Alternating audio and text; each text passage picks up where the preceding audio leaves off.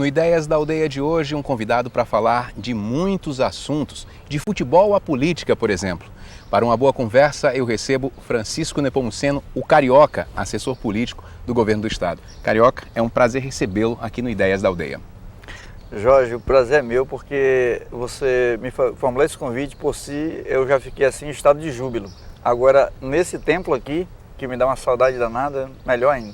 Pois é, eu queria inclusive começar por aí, dizendo que nós vamos fazer uma conversa bem diferente das últimas entrevistas que certamente você fez. É uma conversa que eu queria começar falando de futebol, porque você foi jogador de futebol, e eu queria começar perguntando como é que a bola entrou na sua vida, como é que é essa sua história com o futebol?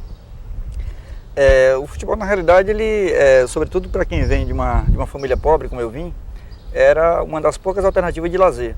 E aí, desde criança, quando eu morei no Seringal, até 7 anos de idade, eu já brincava com os amigos, com bola de seringa, coisa que valha. E fui morar em Sena Madureira em 66, tinha na época 7 anos de idade. Depois morei de 70 a 72 no Quinaria, aqui próximo. E foi quando eu vim morar em Rio Branco, final de 72. E aos 17 anos fui jogar no Rio Branco. Na época eu fui rapidamente, de maneira precoce, para o titular do Rio Branco e joguei de lá até aos 29 anos. Então foi assim uma coisa. Quantos anos você chegou no profissional do Rio Branco? 17. 17 anos, bem precoce mesmo. Para a época, sobretudo, porque você não tinha categorias de base como você tem hoje. Você só tinha o juvenil e o adulto.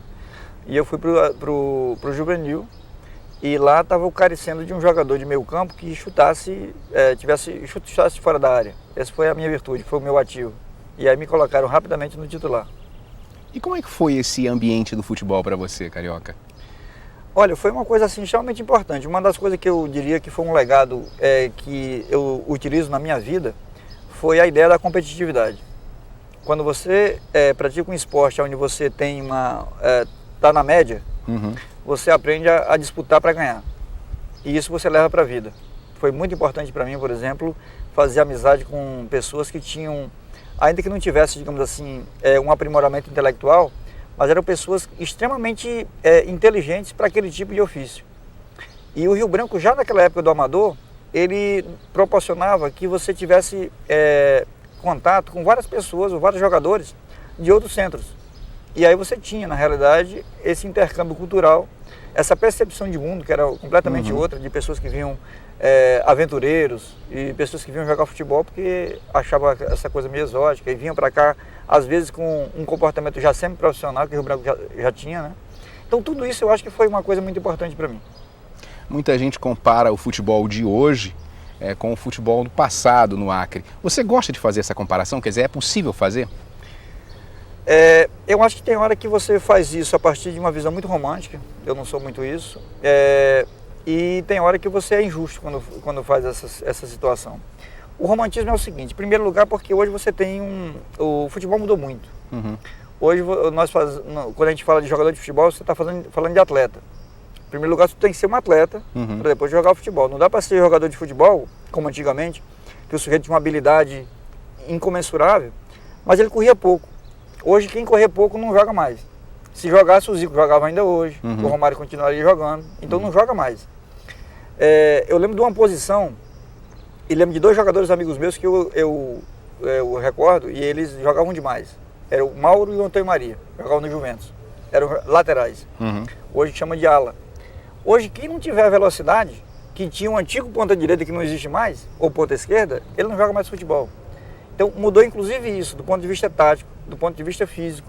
Eles medem hoje, por exemplo, a quantidade de quilômetros que um jogador de futebol corre. É verdade. Quando comparam isso com o passado, é como se no passado o pessoal tivesse na lentidão de um jogador sênior hoje. Mudou muito isso. Você hoje não tem mais aquela liberdade de pegar a bola e pensar para executar. Ou tu pensa antes, meu amigo, ou alguém vai roubar. É verdade. E você falou desse templo, Carioca, quer dizer, ainda com esse link em relação ao que é hoje, ao que era anteriormente, você falando desse templo do Arena da Floresta, está aqui, o programa está sendo gravado exatamente na marca do pênalti, né? O que filme passa na tua cabeça? Só para me recuperar um pouco do que eu não coloquei antes, a injustiça. Por exemplo, um jogador como o Dadão, outro dia vi uma pessoa fazendo uma comparação seguinte, o Bill Gates nasceu na época certa, porque se ele tivesse nascido na época do Império Romano, ou na época de Esparta, ele não seria um homem reconhecido porque ele não tem físico para isso. Naquela época você tinha que ser lutador, ter uma espada na mão e tal. e não o cérebro. Hoje ele nasceu e é um homem super rico porque nasceu na época certa, no lugar certo. Eu acho que o Dadão, quando olha para esses jogos aqui, para esse templo, ele diz, eu poderia ser um homem muito rico hoje com o futebol que eu jogava. O Carlinho, o Paulinho. Toda aquela geração, né? Tem uma geração de alguns jogadores muito bons. Quando você vem para cá, eu sempre falo para as pessoas quando venho assistir jogo aqui na Arena. No meu tempo não tinha 3 coisas que tem hoje aqui. Eu chego aqui, morro de inveja, primeiro do estádio. No meu tempo você jogava no estádio Zé de Melo, que tinha um gramado absolutamente irregular, e ele não era um estádio, e não tinha um gramado decente. Então eu tenho inveja disso. A segunda coisa, eu jogava no Rio Branco, joguei no Rio Branco 7 anos. E o Rio Branco era o único time do Acre que não tinha torcida. Nossa. O Rio Branco não tinha torcedor. Só tinha a diretoria que ia para lá e alguns familiares de jogadores. Hoje eu chego no estádio lindo e maravilhoso, o Rio Branco tem uma torcida imensa, que na minha época tinha o Juventus, o Atlético e o Independência. E a terceira coisa que eu sinto inveja hoje é que hoje tem mulher bonita assim no jogo de futebol, que na minha época também não tinha. Aliás, essa é uma característica singular, porque como aqui não tem esse problema das torcidas organizadas, as famílias, né, virou um programa de domingo vir para o futebol, né? Isso é fantástico, do ponto de vista cultural, do ponto de vista comportamental, como isso influenciou e criou uma espécie de comunhão, porque o Rio Branco deixou de ser um time que joga contra outro, que rivaliza na torcida, para ser um time que representa um estado. Então o Rio Branco é o Acre, né, disputando. Então isso unificou todo mundo. Agora, falando ainda de ambiente de futebol, você falava, olha, conviver com pessoas que talvez intelectualmente não tivessem tanta habilidade quanto a física, e aí me veio uma história. Então, como é que você fez o caminho inverso? Como é que um atleta, e agora ex-atleta, se aproxima tanto da política, se forma como historiador e se dedica agora a uma outra área, eu diria, assim, classicamente intelectual? Eu acho que do ponto de vista da cultura, as pessoas falam sobre da criatividade e da esperteza do brasileiro. Agora, nesse universo de muita gente esperta, o jogador de futebol se acha que ele é mais esperto do que o esperto comum, né?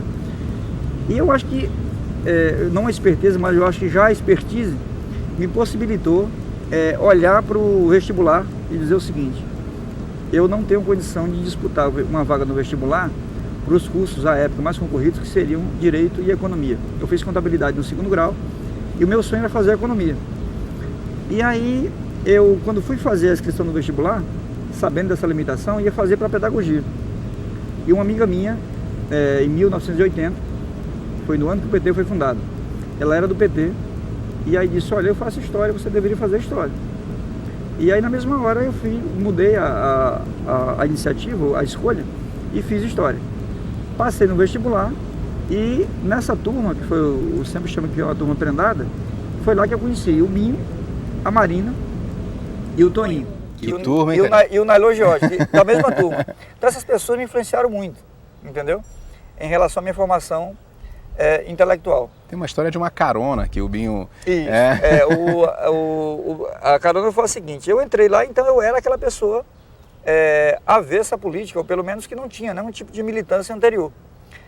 E o Binho estava fazendo, junto com a Marina, a chapa para o centro acadêmico, para fazer a disputa. E eu era jogador de futebol na época. E o Binho queria me colocar porque eu era relativamente conhecido, tinha uma vaga para diretor de esporte e poderia ser eu. Cargo perfeito. Eu estava na estação esperando o ônibus, como todo dia fazia. O Binho vinha num Fusca cinza que ele tinha e me chamou para dar uma carona. E ao longo do trajeto da estação até a UFAC, ele foi me falando sobre o materialismo histórico e dialético do Marx e falando da importância de eu participar da chapa. Fez um curso intensivo. Exatamente, foi isso. Mas que barato. Agora, naquela época, na sua época de estudante universitário, a militância estudantil era muito mais ativa. Por exemplo, as eleições do DCE venciam as fronteiras da universidade. Por que hoje não é mais assim, Carioca? Olha, eu acho que nós recebemos ainda naquele período o legado do que aconteceu na década de 60. A resistência da ditadura militar, ainda o seu crepúsculo, digamos assim, a sua fase crepuscular, ainda nós pegamos. E aí você tinha, na realidade, um apelo muito forte para que houvesse, digamos assim, a militância, sobretudo a militância de contestação. Então, quando a gente se reunia ali, nós tínhamos, por exemplo, a ideia de que a política e, portanto, o comportamento vinculado, o que nós chamávamos na época de tendência, uma ideologia que seria de combate à ditadura. Então, se você for olhar, isso tem toda uma trajetória anterior.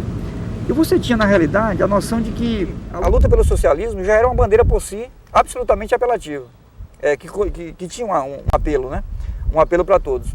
Eu diria que hoje, o que carece, o que não existe hoje, Jorge, no meu entendimento, é uma utopia potente que mobiliza as pessoas, que naquela época tinha. A ideia do socialismo, a ideia da bipolaridade, capitalismo versus socialismo, era muito importante. E a universidade era um terreno, na época da ditadura militar, onde a gente se reunia para fazer o combate. Se você for olhar, por exemplo, o que é que constituía nesse apelo aqui? Se você for olhar, em 49 teve a Revolução Chinesa, em 59 teve a Revolução Cubana com repercussão muito forte aqui na América do Sul e na América Latina, a figura do Che Guevara, teve a Revolução 79 nicaragüense, e nós tínhamos um combate aberto em relação à ditadura de um modo geral, no momento em que a ditadura militar no Brasil já estava enfraquecendo. E nós nos sentíamos mais ainda fortalecidos. Era a ideia da abertura, era a ideia da constituição dos partidos de esquerda do ponto de vista público, a formação do PT. Tudo isso criava um caldo de cultura muito importante para a gente militar. E hoje você não tem isso. Então, a gente carece hoje de utopias? Exatamente, eu concordo com isso. Aliás, o Cazorla já disse isso para nós lá atrás. Né? Eu acho que você não tem um elemento mobilizador, digamos assim, para que você possa, digamos assim, conformar todos numa militância que você diga o seguinte: não, o horizonte está dado. Hoje você tem uma realidade marcada pela essa fragmentação, uma realidade porosa, como diz a Madeleine Chailly, a pós-modernidade é marcada por isso, pela descontinuidade no tempo e no espaço. Aliás, isso afeta até as relações interpessoais. A ideia de bodas de ouro na realidade contemporânea é uma coisa quimérica, é uma utopia. Você imaginar que alguém vai se casar e vai passar 50 anos vivendo com o mesmo, né? Nada contra isso, mas hoje a ideia do ficar é uma coisa absolutamente anacrônica comparada com o que existia no passado, né? Um olhar do passado sobre isso. Então, se você pegar, por exemplo, de que qual é a situação que pode mobilizar todo mundo? Os vários segmentos, as várias pessoas com pensamento distinto, pessoal da área do esporte, da área da cultura, empresário, gente do servidor público, gente da política. Esse elemento catalisador, o que os intelectuais chamam de metanarrativas, digamos assim, no passado, as classes sociais, o socialismo, você não tem mais. Eu diria que é uma dificuldade de você olhar, por exemplo, algo que seja consolidado para você observar isso. No caso do Brasil, nós estamos vivendo um momento que o Brasil ganhou a primazia de, em 2 anos, fazer o que nenhum país fez, historicamente falando, de fazer a Copa do Mundo depois a Olimpíada. Isso mobilizou todos nós. Mas isso é uma situação momentânea, episódica, vinculada a um segmento, o esporte. Mas no geral, você na política, você não percebe isso. E nesse caso, Carioca, considerando, por exemplo, você tem um pensamento ainda muito estreito com a história. Você pontua bem no tempo, você argumenta bem com essas referências. E aí, depois de tanto tempo como articulador político, porque um trabalho que deve te exigir muito, né? Você ainda se sente professor de história? Eu sempre falo para as pessoas que uma das coisas que uma das coisas que me apaixonei foi dar aula. Por quê? É muito gostoso, por exemplo, você criar as condições, você ajudar que pessoas possam, do ponto de vista intelectual e moral, crescer. É muito importante isso, é cativante. Não é o salário que faz com que você faça isso com gosto ou com competência. Sempre que eu discuto com os professores eu falo isso. Não queiram me convencer que melhoria de salário automaticamente melhora a qualidade da aula, não. Isso é uma coisa de ofício, né? E eu gosto de dar aula, muito. E aí eu quero exatamente fazer com que as pessoas tenham oportunidade, com esse acúmulo que eu obtive, dado por muitos, isso não é uma coisa só pessoal, foi fruto de conversas com pessoas inteligentes, foi fruto de muita pesquisa, foi fruto de muita leitura, foi fruto de muita vivência. Eu quero ensinar para as pessoas mais jovens o atalho da vida. Ensinar coisas que eu ralei para aprender, para depois chegar e dizer o seguinte: não é por aqui. Aliás, tive muitos professores que me ensinaram isso também. E eu quero repetir aquilo que, no meu entendimento, é absolutamente exitoso, ético e solidário. Isso é muito bonito. Educação é uma bandeira muito bonita. Talvez assim uma das saídas para a sociedade. Eu posso te dar um dado, por exemplo, que sempre me instigou. Eu comecei a dar aula do 2º grau quando o Jorge Viana era prefeito de Rio Branco, eu dava aula na Ética, ali no centro da cidade. E eu recordo que no início da apresentação, eu me apresentava, dizia meu nome, e dizia o seguinte: eu nasci no Seringal. Eu perguntava quem é que tinha algum parente que nasceu no Seringal. Se o pai nasceu no Seringal, se ele tinha nascido no Seringal. Ninguém levantava o braço. Quando chegava no final da aula, que eu fazia essa apresentação, que eu tinha nascido no Seringal, e refazia a pergunta, aí você via aquelas mãozinhas, entendeu? Meio acanhadas e tal, admitindo já que o professor tinha dito que nasceu. Perdi a vergonha, né? Perdi a vergonha. É verdade. Hoje eu me orgulho porque a gente criou a ideia de que não tem nenhum tipo de acanhamento você dizer isso. A tua origem, ter orgulho da tua identidade. Nós criamos isso aqui no Acre em relação a essa identidade que eu acho que é marcante, ser acriano, ser filho de índio, ter nascido no Seringal, isso não faz vergonha a ninguém mais. É isso que nos projeta para o mundo, né, Carioca? Exatamente. Agora, para fechar esse bloco, vendo você falar assim, olha, dessa coisa com a educação, eu queria saber que balanço você faria então dessa educação nos últimos anos, todas essas vitórias, aliás, que foram conquistadas nessa área nos últimos anos no Acre. Olha, eu tenho conversado muito com o Binho sempre que posso, falando sobre esses acertos. E estou falando do Binho porque ele é a nossa referência na área de educação, independentemente de ser governador hoje. Ele já era isso na época de militante, quando ele foi lá para Chapuri, se embrenhar pelos seringais e criar, junto com o Chico Mendes e a Marina, cerca de 40 escolas no Seringal, quando o governo não chegava. Que era o famoso projeto Seringueiro. Exatamente. Eu tenho colocado o seguinte, e ele tem nos ensinado isso. A educação, ela tem impacto, o impacto dela é demorado. Você planta a semente hoje e o fruto vai nascer muito depois. E eu acho que nós já estamos colhendo esses frutos e eles estão vindo muito doces. Por que eu estou colocando isso? Outro dia assisti o Jornal Nacional e vi o Acre, depois de uma prova, ser colocado entre os 4 melhores. Aquilo dá um orgulho muito grande, porque na realidade nós éramos, nesse item educação, aquilo que tinha de pior. Nós éramos o patinho feio. O Brasil na realidade era tratado nesse item como sendo um país abaixo do 3º mundo. E o Acre era, nesse país, um estado que não aparecia nem na foto, pegando aqui a metáfora do futebol. E eu diria que hoje nós estamos num patamar muito elevado, graças às escolhas que nós fizemos, graças a uma pessoa que se apaixonou por educação desde cedo, que foi o Binho, e tratou isso de maneira muito profissional, graças ao Jorge Viana, que deu todo o poder para que o Binho fizesse isso na área de educação. E eu diria, Jorge, nós não podemos esquecer, os profissionais de educação, professores, trabalhadores de educação, compraram essa briga. E eu acho que nós estamos vencendo a batalha por conta disso. Carioca, nós vamos fazer um intervalo, mas vamos continuar a nossa conversa no próximo bloco. Não saia daí, o Ideias da Aldeia volta daqui a pouquinho.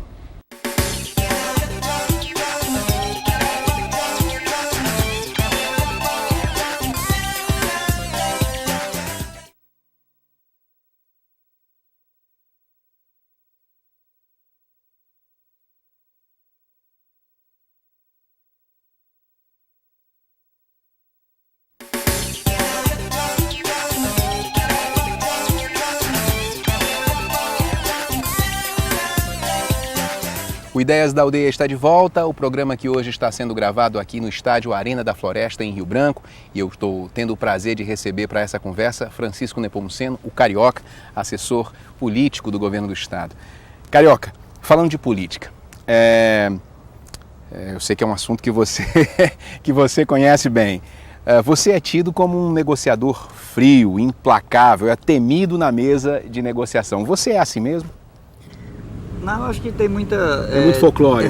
Tem muito folclore. Eu acho que tem a identidade, na realidade, ela é dada em larga medida pelo aquilo que as pessoas afirmam de você. Na verdade, nem sempre aquilo que dizem é aquilo que é. Agora, na negociação, e essa é a minha conduta ao longo da minha militância, digamos assim, eu tenho como marca a ideia de que eu defendo de maneira muito veemente aquilo que eu penso, né? Indistintamente do ambiente. E faço isso de maneira absolutamente transparente, que é fundamental, porque, tipo assim, negociação você pressupõe que você tem que ter confiança, os negociadores têm que ter confiança um no outro, senão não tem negociação possível, né? E aí eu expresso isso de maneira muito forte. Agora, negociar pelo governo é aquela ideia de que você está ali para dizer mais não do que sim. Porque o sindicalista ele não tem quase que por obrigação de pedir aquilo que o governo pode dar. Às vezes ele exagera na dose. E ele vai receber muitos não. Então você tem que estar ali absolutamente preparado para isso também. Agora, é muito importante a ideia do respeito, a ideia da confiança, para que você possa, digamos assim, falar e cumprir aquilo que foi dito. Se você não fizer isso, o negociador ele vai embora. Não é só a ideia da capacidade intelectual. Eu tenho capacidade de persuadir o outro. Não, isso é uma situação que é colocada a partir da ideia de que não é essa o propósito da negociação. O propósito, na realidade, é que você estabeleça consenso com o outro. O consenso possível dentro de uma realidade, por exemplo, que você tem limitação de natureza econômica, jurídica, administrativa e, obviamente, também política. Agora, você diz assim, defender com veemência o que pensa, me vem na cabeça o seguinte: durante muito tempo você teve de um lado da mesa de negociação, quer dizer, cobrando garantia para os trabalhadores, quer dizer, fazendo o outro papel que não do governo. Quer dizer, era pedra e agora é vidraça, numa linguagem simples. Perfeito. Essa experiência dos dois lados é importante na hora de sentar e discutir com os sindicatos? Fundamental e decisiva. E o que é que eu digo de maneira clara para todos eles? Em primeiro lugar, que eu conheço o outro lado. Esse é o lado que eu colocaria que esse é um ativo, que, digamos assim, a equipe de negociação do governo, eu, o professor Sérgio Roberto, o Gilvando agora que está conosco, o próprio Manso, que na época da universidade teve uma participação militante, o Márcio Batista na prefeitura, o Cláudio Ezequiel na prefeitura, todos nós temos essa trajetória, né? Fomos oposição e agora somos situação. O que é que isso dá de vantagem? Primeiro, eu digo para as pessoas, fizemos muitas greves, é verdade. Agora, meu amigo, a realidade mudou. O governo mudou e o procedimento do governo que está aí também mudou. Eu nunca sentei, Jorge, com ninguém no primeiro escalão dos governos na época de que nós éramos oposição. Quem sentava conosco, quando sentava, era gente que não tinha poder de resolver as pautas de reivindicação. Primeira coisa que mudou. A segunda coisa que mudou, não só os que sentam têm poder de decidir, como as rodadas de negociação são absolutamente marcadas, transparentes. Não tem aquela ideia de você marcar, não ir, de você não receber. E servidor público é tratado de maneira absolutamente respeitosa. Dados que nós temos, o governador Binho já passou isso também para as pessoas, nós assumimos em 99, a nossa folha de pagamento era da ordem de 17 milhões de reais. Hoje, 86 milhões de reais. E alguém pode perguntar, mas pode ter crescido também a quantidade de servidores contratados. Cresceu de maneira muito pequena, comparado com a massa salarial que cresceu. Então nós tínhamos 33 mil servidores, hoje temos cerca de 40 mil. O que na realidade cresceu foi a massa salarial, de mais de 400%. Porque nós fizemos uma escolha. O nosso governo só daria certo no Acre se nós tivéssemos uma parceria com servidores públicos, que na época viviam humilhados, vilipendiados, sem nenhuma condição de entrar numa loja de maneira digna. Entrava numa loja, servidor público, não tem condição de pagar, não recebe, não tem salário em dia. Agora não, isso mudou. Então isso foi uma escolha, foi uma opção. Não foi uma obrigação, foi uma opção do nosso governo. Então nós tínhamos uma situação em que o Jorge assume no dia 1º de janeiro de 99 e os servidores da administração direta tinham 3 meses de salário atrasado. E das indiretas, de 5 a 7. Então tudo isso foi uma recuperação da dignidade do servidor. Então isso também mudou, porque tipo assim, as pessoas sentam com o governo esperançosos de que nós podemos efetivamente avançar no salário. E isso ajuda o negociador. Então eu sempre digo, o mundo mudou, o nosso governo mudou, a metodologia mudou e, portanto, o comportamento de vocês para com o governo tem que ser outro. Não pode ser o mesmo na nossa época. Essa referência da mudança é importante. O Acre mudou, o Brasil mudou, o mundo mudou. Você deve ter muitas conversas com os sindicatos todos os dias e diante desse novo mundo que está cobrando a tecnologia, a globalização, enfim, a velocidade em que as coisas acontecem, o sindicalismo acompanha essas mudanças? Eu acho que poderia acompanhar de maneira mais veloz. Então, do tipo assim, quando tudo isso que você colocou de maneira apropriada mudou, também muda os meios e os modos, portanto as metodologias. Se você for usar, nós estamos aqui no centro do futebol, as táticas da época que eu jogava eram umas, agora são outras. Na minha época ninguém falava em ala, na minha época eu cheguei a jogar com 4 atacantes, ponta direita, ponta esquerda e mais 2 no meio. Agora você só joga com 2, tem time que só joga com 1, porque o setor do campo a ser fortalecido é o meu campo. Trazendo isso para a política é a mesma coisa. Se você tem uma realidade do mundo que mudou, se você tem profissões que cada vez mais são obsoletas, se você tem modos de gestão que são outros, se você tem modos de mobilização também que são outros, de comunicação, como você colocou, você mobiliza hoje dentro de casa. Uhum. Você tem e-mails em casa de 200 pessoas, você passa um e-mail para ela, no outro dia elas estão na rua esperando, quando você tem um sindicato organizado. Então tem situações completamente diferentes.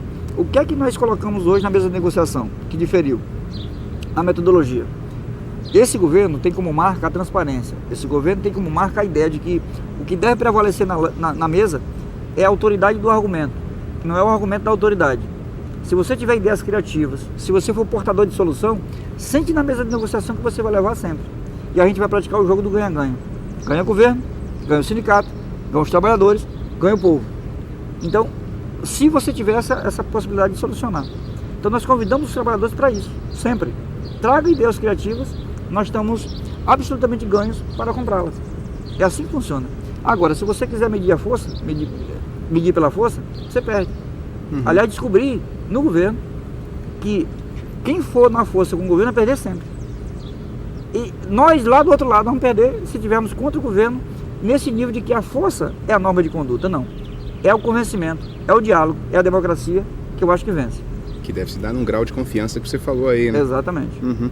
Você fez uma associação interessante entre a política e o futebol, e eu me lembrei que no começo do ano, no Roda Viva, o vice-presidente Zé Alencar foi entrevistado, e o Ricardo Noblat fez uma pergunta interessante. Ele disse, o seu partido pretende lançar candidato à presidência em 2010? E ele respondeu com uma historinha de futebol que dizia mais ou menos assim: 3 velhos jornalistas esportivos, olha só, Nelson Rodrigues, Armando Nogueira e Otto Lara Rezende, discutindo quem seria o campeão carioca daquele ano.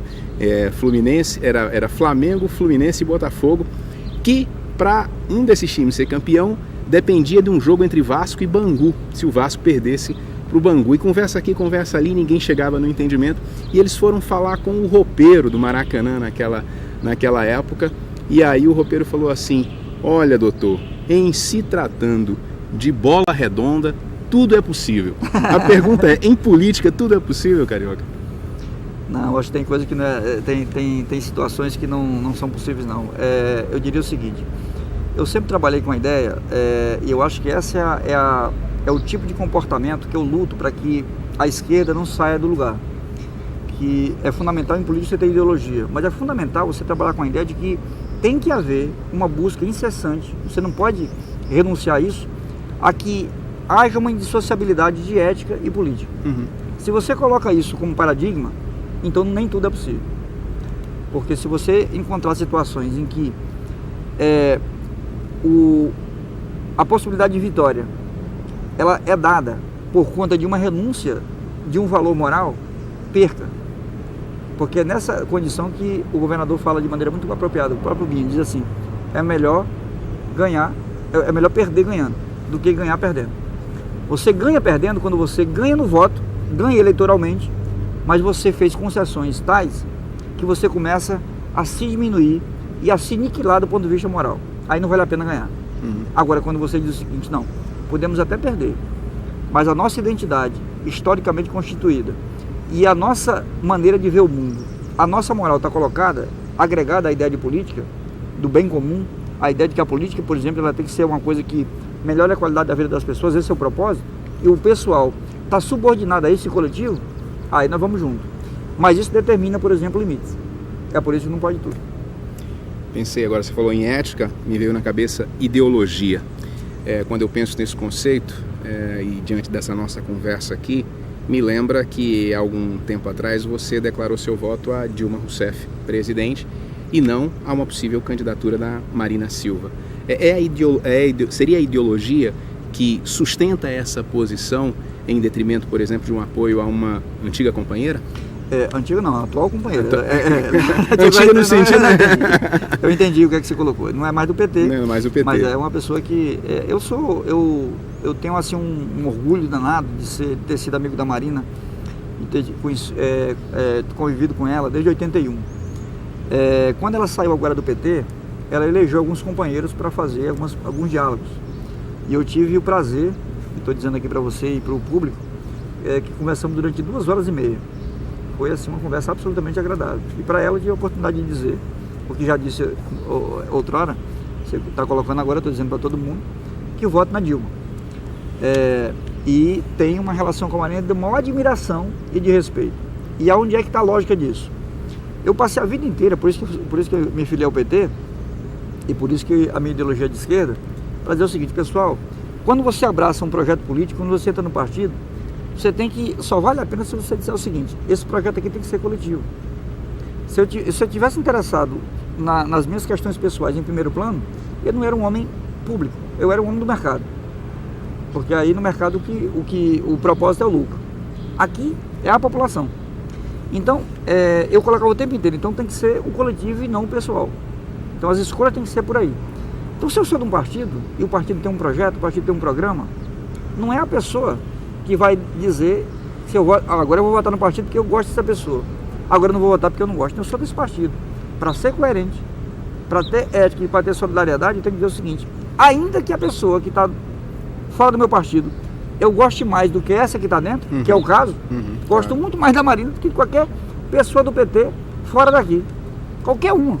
Porque eu tenho uma relação de sentimento com ela, né? A minha relação é passional, digamos assim. Eu sou tão amigo dela que você não imagina. Você imagina. Mas eu não posso, por exemplo, criar a antipedagogia para a militância do PT, para a militância que eu ajudo a formar, para dizer o seguinte, quer dizer que você passou a vida inteira me ensinando que o que prevalece é o coletivo, mas agora porque tua amiga saiu, tu vai votar nela? Não. Eu não voto por amizade, eu voto por projeto. E eu tô no PT, eu voto no candidato do PT. A Dilma ou qualquer outro.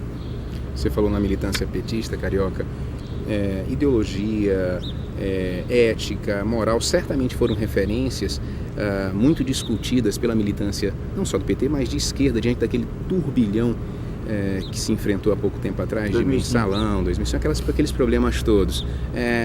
Que lições você acha que resultaram dessa história toda? Eu acho que muitas. Eu tive a oportunidade, aliás, a Marina deu um exemplo assim, cabal do que é que significa ética, solidariedade e tudo mais. Quando perguntada sobre o que é que ela pensava do PT e tudo mais, e associando, por exemplo, a ideia da crise de 2005, a crise moral, eu lembro que no Jô Soares, a Marina colocava de maneira muito categórica, não vamos pegar o PT por conta de o erro de alguns e achar que o partido é aquilo. Eu conheço milhares de pessoas, de militantes do PT, pessoas absolutamente decentes. A resposta é da Marina. E agora, eu acho que a lição é muito grande.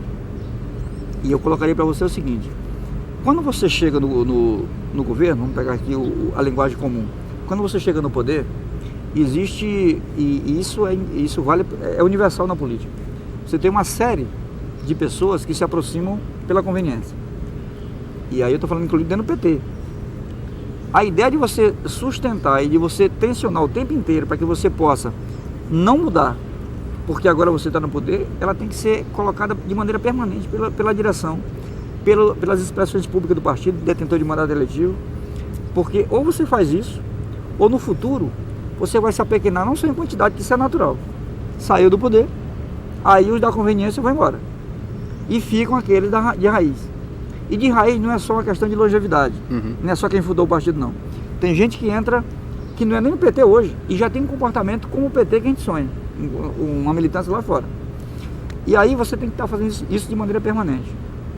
A lição que eu dou então é o seguinte, eu acho que ali o erro foi exatamente a ideia de você pegar a ideia de poder e aí você começar a adotar procedimentos que subverteram a essa ordem valorativa do ponto de vista moral, de fazer com que o individual e imediato se sobrepusesse a questões mais coletivas, projetos maiores e a longo prazo.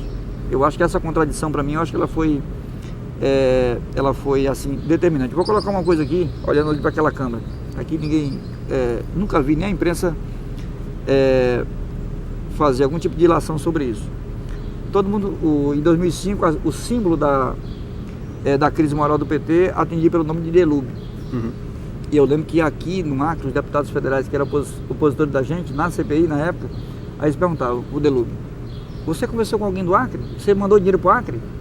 Você mandou dinheiro para o Acre? Quem conversou com o Delúbio pelo PT do Acre foi eu. Sentei com ele como estou conversando com você, para dizer o seguinte, o Acre não vai requerer nenhum tipo de ajuda do PT nacional, que foi uma decisão do PT local aqui, sob a liderança do Jorge Viana como governador na época. Nós não vamos ter nenhum tipo de relação em que o PT nacional nos ajude na campanha de 2002. Foi exatamente aquela campanha que deu problema. Depois da campanha de 2004. Então nós tivemos isso. Quem foi lá foi eu e o Cartaz. Estou colocando que eu estou dizendo isso agora porque o Cartaz já faleceu. Mas estou dizendo aqui para você e para todo mundo. Então, é tão real que essa crise, ela existiu. Todos nós do PT ficamos muito tristes com ela na época. E aqui no Acre nós tivemos o orgulho de dizer o seguinte: não teve uma pessoa do PT vinculada a essa crise. É por isso que associada a essa crise. Então hoje nós falamos de maneira muito altiva para a população e nossas lideranças falam de maneira muito forte para a população até hoje, com esse reconhecimento e esse grau de confiança por conta disso. Para fechar nosso tempo, nós já estouramos todas as referências de tempo.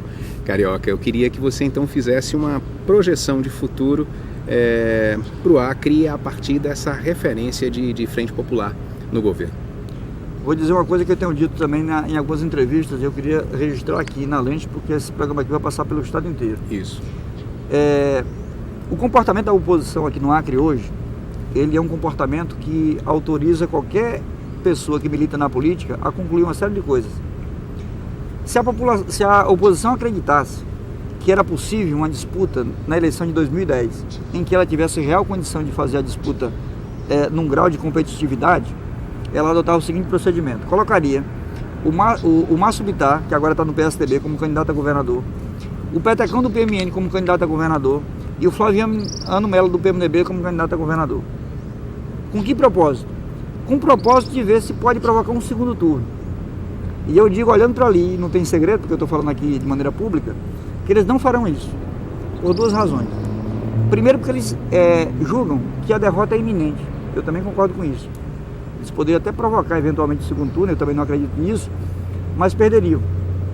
E em segundo lugar, você só ousa, Jorge, na política você só ousa quando você tem projeto coletivo. Quando o teu projeto é pessoal e o que está em jogo, no caso em tela aqui do exemplo, são os mandatos a deputado federal de cada um deles, eles não vão arriscar, em hipótese alguma. Então vão colocar alguns inocentes úteis para ser candidato majoritário, para lhes dar palanque, para fazer essa disputa para deputado federal. E não vão ter coragem, porque não tem projeto coletivo, portanto não ousam a fazer uma disputa em que você pudesse colocar várias pessoas. Pegando esse exemplo que eu estou dizendo para você, por que a esquerda no plano nacional ela está criando a hipótese de disputar com mais de um candidato? Porque ela vai provocar um segundo turno, vai se unificar no segundo turno e vai enfrentar o candidato da direita, que é o Serra do PSDB. A possibilidade de sair Ciro e Dilma é muito grande. Agora você já tem a Marina como candidato e você tem a Luiz Helena se colocando como candidato. Essa condição configurada, ela vai seguramente provocar um segundo turno. E a gente pode fazer esse debate. Alguém pode olhar e dizer o seguinte: o Carioca enlouqueceu porque está dizendo o que a direita deveria só fazer. Eu estou dizendo que eu acredito piamente que ela não fará. Porque ela não tem projeto coletivo no Acre. No plano nacional, nós temos um projeto coletivo. Carioca, eu queria agradecer muito a sua participação no Ideias da Aldeia de hoje. Obrigado. E volte mais vezes, né? Porque de qualquer maneira demorou para vir, já aprendeu o caminho, volte mais vezes. O programa de hoje fica por aqui. Obrigado e até a próxima.